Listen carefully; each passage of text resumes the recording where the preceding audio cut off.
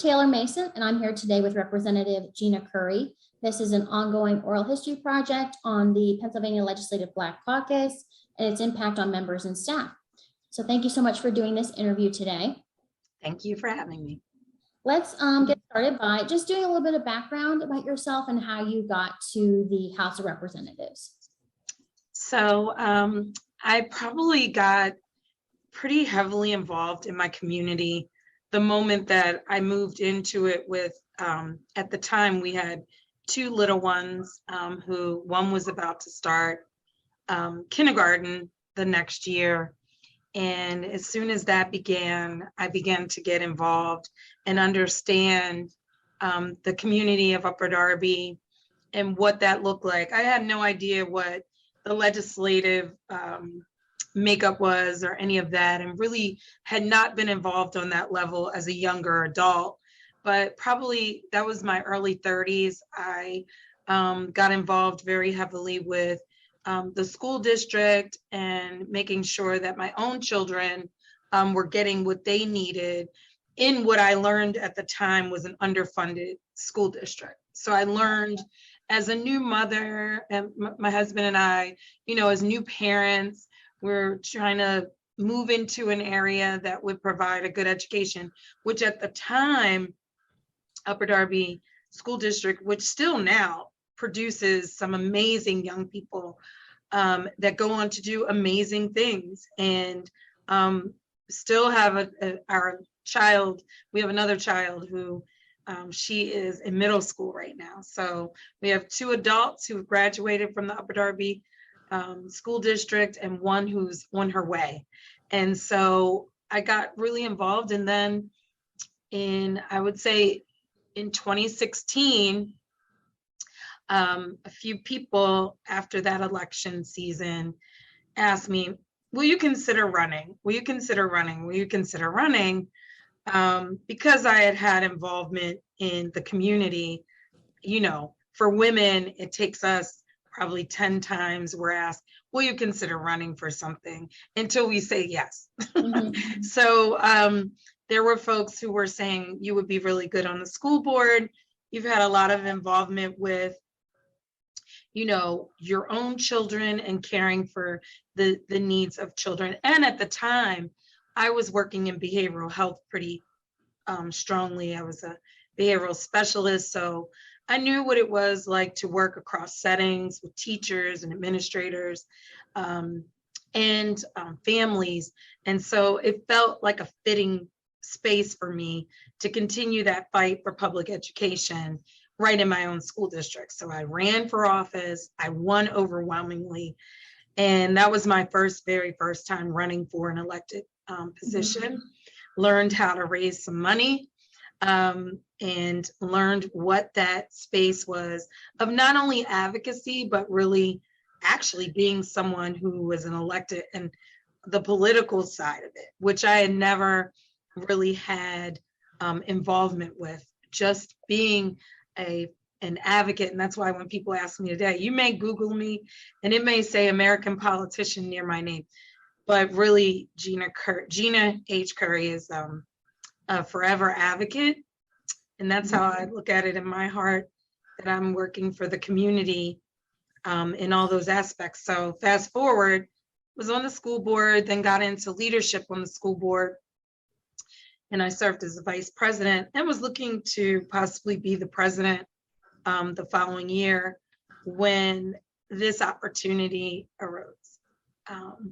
And I really had thought, I have a vision board that's right here in my office. You can see it a little bit. Mm-hmm. Yeah. I really thought about, this was done in 2020 when for Mother's Day, this is what I asked my family to do in May of 2020, because we were all inside, and you can see right here, mm-hmm. I found this in a magazine and I was like, I like the way that looks. I like mm-hmm. that. And so, interesting story. I really, had toyed around with it. I knew that my predecessor had been here for a long time and had done some amazing things in the House, was a very strong voice here for the community here in Upper Darby in the 164th. Matter of fact, I had knocked doors for her many, many times, and really, looked at her positioning as something that, wow, I could see myself doing that one day, but never really thought about, running up against an incumbent with such roots in the community. I was like, this would be a really tough task, and I'm definitely up for tough task. I just was trying to figure out the best time to possibly even enter that thought. So, when you're trying to get yourself prepared for a space, a vision board is a perfect space to do that in. And I just happened to be in my basement cleaning some stuff out, found this, and was like, wow, found this year in 2022, and said, wow, the seal of the House of Representatives of Pennsylvania was on my mind. Yeah. And so it's clear when you have a vision, oftentimes our visions and our goals, we might not even know where they're really going to land. We might just be putting it in our spirit or in our mind, and speaking it into existence. And as we know, it wasn't a clear-cut story because of, the way that it got there through a special election. We never want to see folks, especially Black women, who have done amazing work in a space. And we know that Representative Davidson was a first African-American woman to win a race like she did 10 years prior, and to really put her foot in a space where she wasn't necessarily welcome. And yeah, she made the path an open path that was a difficult path. And as we began to develop a relationship of me being her constituent, knocking doors, putting signs on my own yard, supporting her through the Democratic Committee, all of those things, she may not look at it like this, but she was setting a path of mentorship for the next Black woman to come up behind her. And so when I think about the positive space of sitting in this office today, I try not to look back and say, that was a negative space. I know things happen negatively, but really try to put a positive spin on the fact that now that I'm doing the work in this community, people are coming and they're saying, oh, okay, are you in the space of Representative Davidson? And I said, yes. And we are doing some legacy work here, that some of the spaces that she completely laid as a foundation, we're still working on. We have a huge backpack event coming up for the school children in the middle of August. We're going to be working on, doing a Dr. Martin Luther King special, which was always something that Rep. Davidson did, and really taking the community and finding those in the community that are bright lights, that are those who work diligently with the commitment as she did in her ambassador program. These are all the things that Rep. Davidson set the path for as Gina H. Curry came into the space. And so I like to think about things from a very positive light.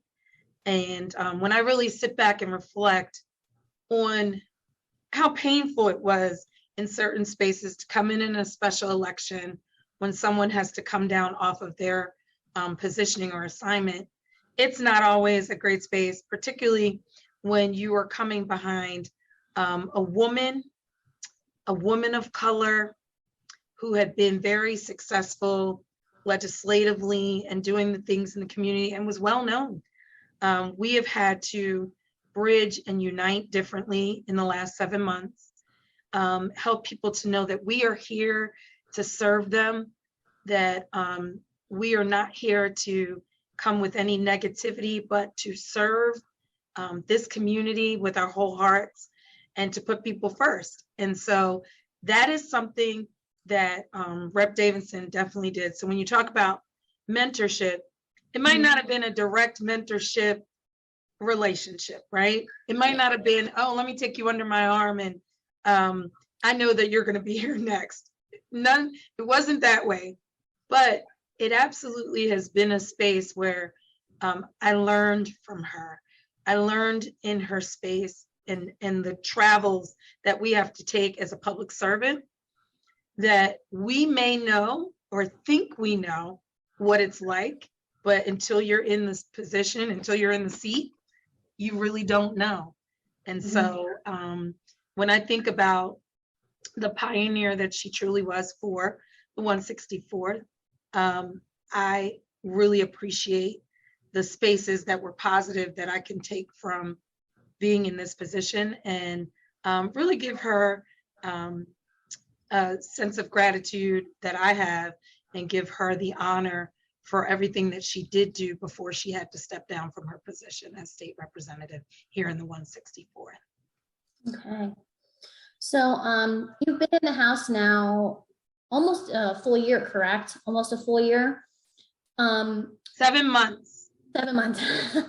So what is I think I'm thinking about the special election. It did start like the process of it started in August of 2021. So we're almost here a whole year of getting involved in running for the position. Okay.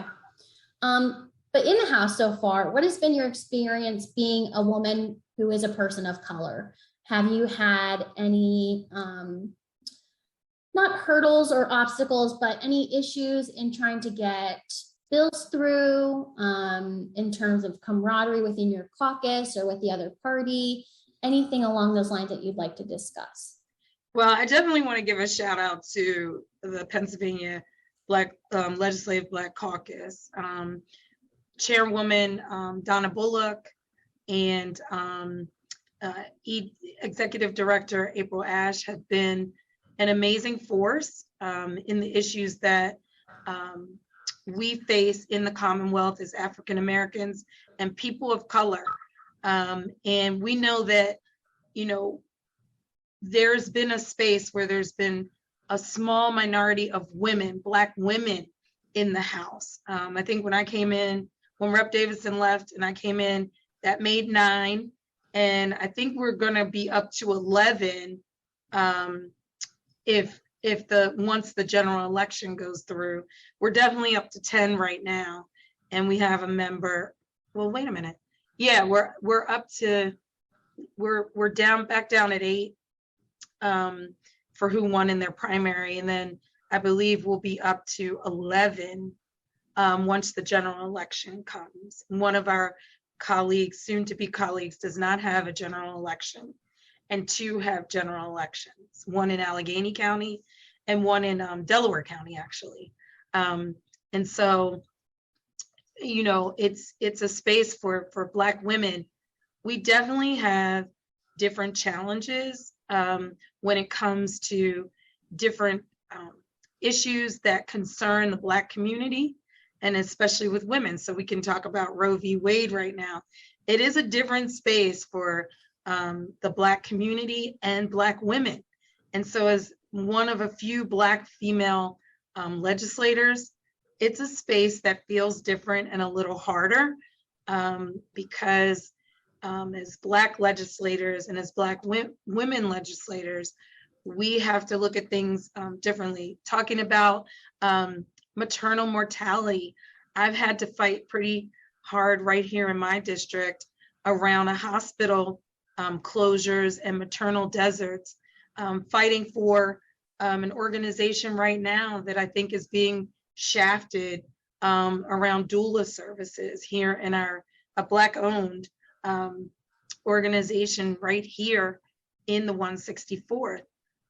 You know, when you see injustices in spaces that you feel like are happening to folks because of color or because of race, it does put us in different spaces as Black legislators. So I just want to give a shout out to Chairwoman Bullock and Executive Director April Ashe and everybody who serves on that executive team for putting wonderful policy hearings together, wonderful spaces where as Black legislators we can come together and see what's really going on in a lot of our communities.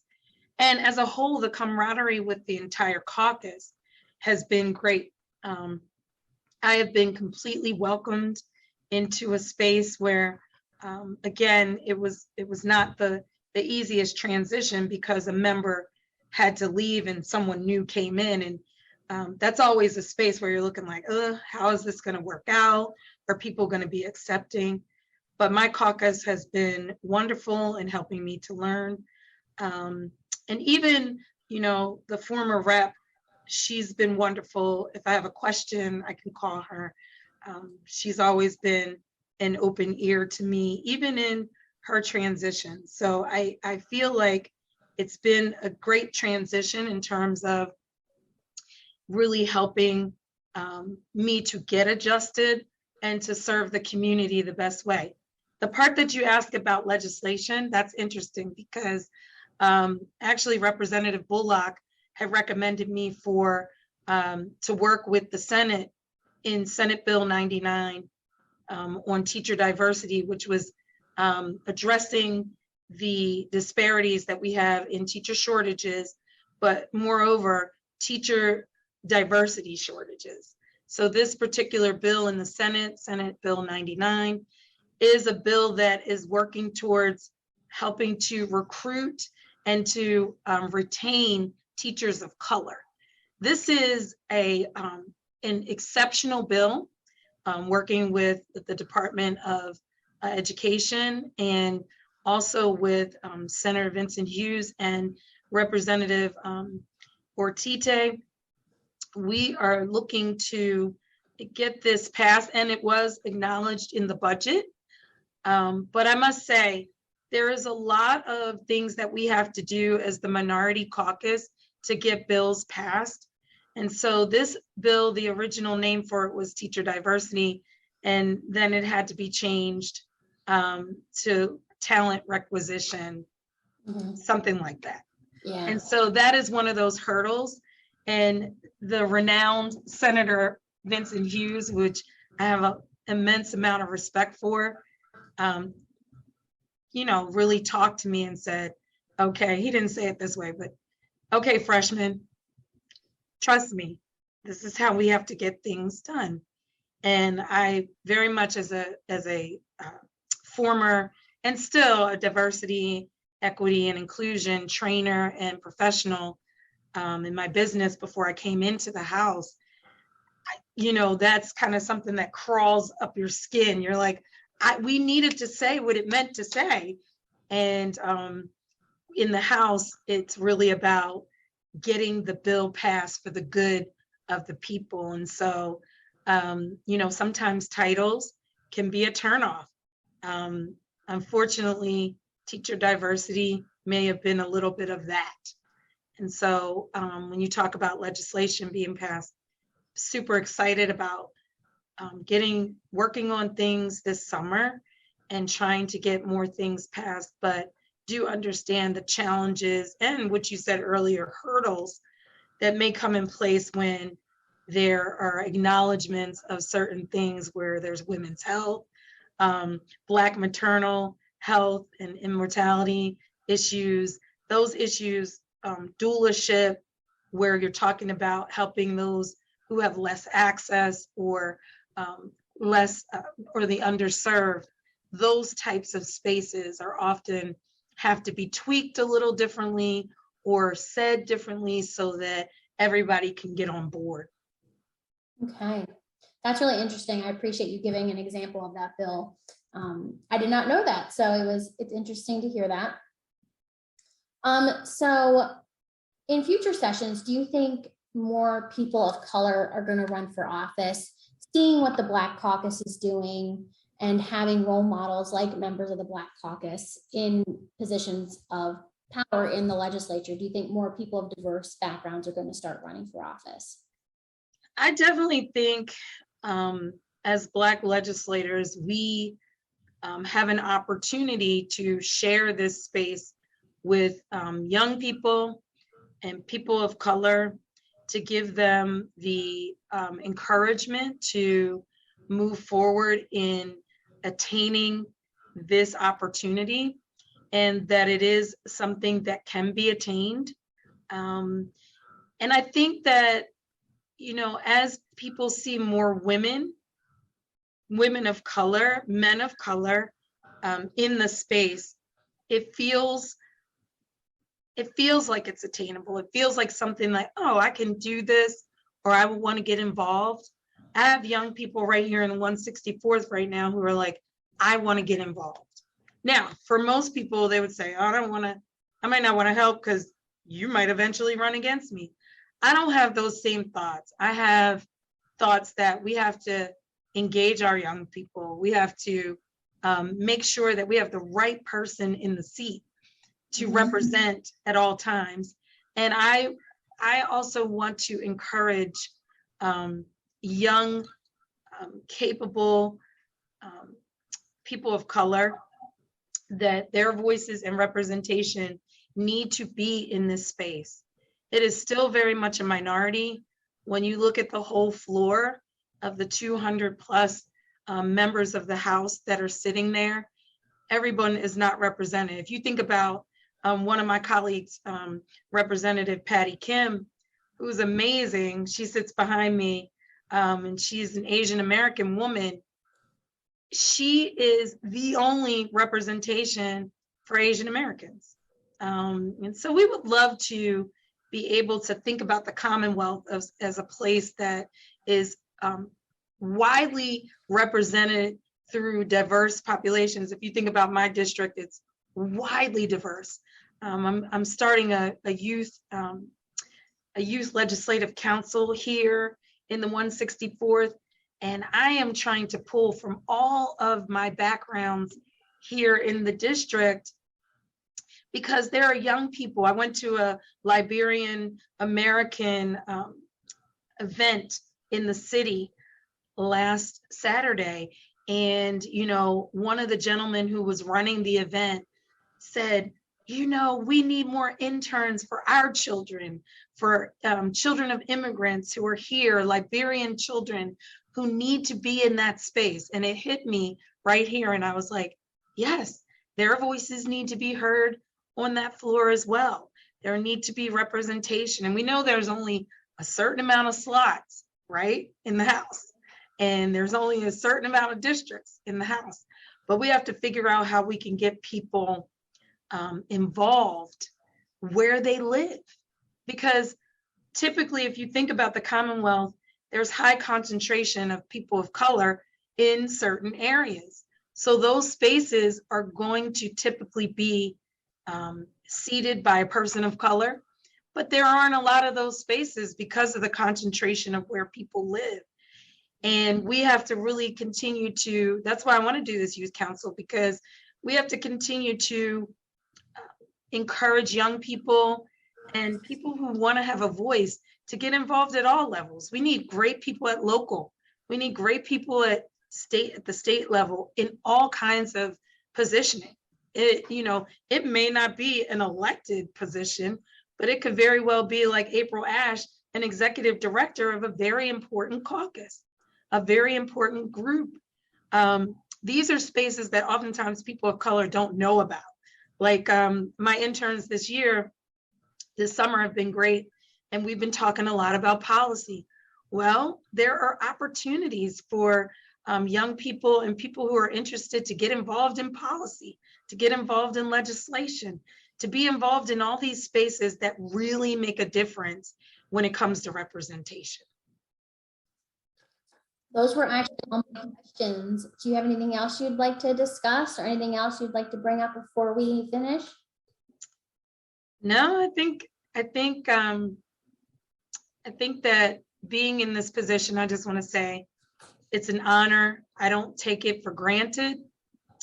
I want to, while I'm here, the time that I'm being assigned to this particular position and space, I want to honor it in such a way to be able to consider all and to consider everyone who I am representing at this time.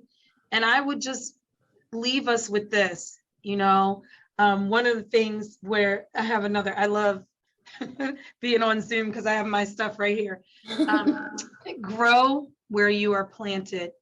This is one of my favorite quotes or sayings, because right now, while we are in a position to make a difference, to make impact, to do the things that we need to do for our community, the time is now. The time is now. We don't know how long we're going to be in a space. We don't know how long we're going to be on assignment. So every day counts. Every day matters. And I would just encourage everyone to be involved, be engaged, and know that you matter in this community. Well, this was great. I really appreciate your honesty and your thoroughness and your answers. We really appreciate that. So, Thank you, Taylor. yeah, I don't have anything else for you, but please let me know if you have any questions.